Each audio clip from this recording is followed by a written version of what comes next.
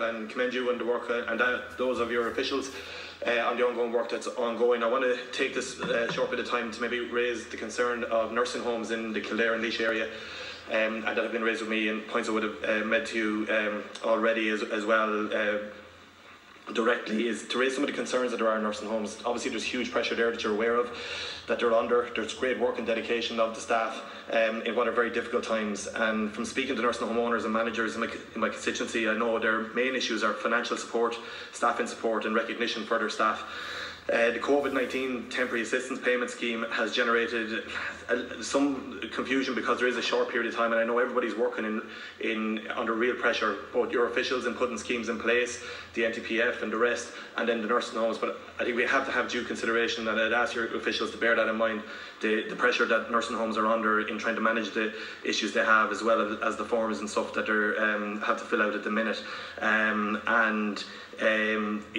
There's that stress, you know, at a time where nursing home staff and management are pretty exhausted right now, as well as everyone else is, and working at the pin of their collars.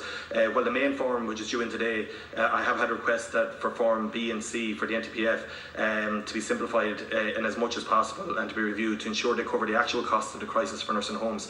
The costs of private transitional winter initiative and delayed discharge beds also needs to be addressed, as well as the empty beds, to ensure the future viability, because there's the initial crisis here now, but there also is the challenge that we want to make sure we have a viable operating nursing home sector in 3 to 6 months' time. And I know nursing home providers are worried about the future for their residents and for their staff. Their hard-working, caring and dedicated staff also need to be recognised and rewarded, and I know in time we'd like a way of doing that. Many are sacrificing time with their own families to live and ensure the highest standards.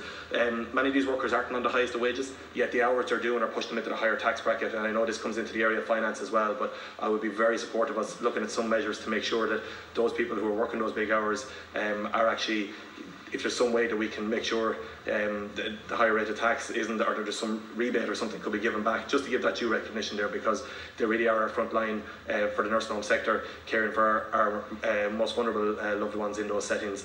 And there's some of the points just to feedback from the nursing home sectors that I'm dealing with. Thanks.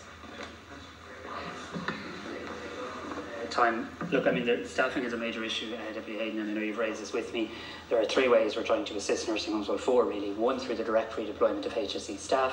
Secondly, through an agreement that we've reached with home care providers to allow home care staff to be redeployed. That agreement just reached in recent days. Thirdly, to ensure a faster turnaround time for testing for staff, and a priority for that, so that the many staff who don't have COVID-19 can get the all clear, if you like, and go back into the workplace. And fourthly, the funding scheme that you referenced. I'm very open to extending the timeline for that funding scheme. Didn't want to do that too early though, because I do want people to get the applications in and pay the money out, and we're paying the money out within 24 to 48 hours. I'm meeting with Nursing Homes Ireland twice a week now, and we've provided a lot of clarifications that they asked for in terms of the scheme. We obviously have to have checks and balances, but I'll continue to keep that under review. I've no doubt that there are broader funding issues and policy issues in relation to nursing home care that we look at maybe in, let's call it, peacetime. But for the moment, I think the funding scheme, up to €72 million worth of funding there for private nursing homes over a 3-month period, is substantial. I'm eager that it's not bureaucratic, and I think we made some improvements in that regard in recent days. Thanks very much.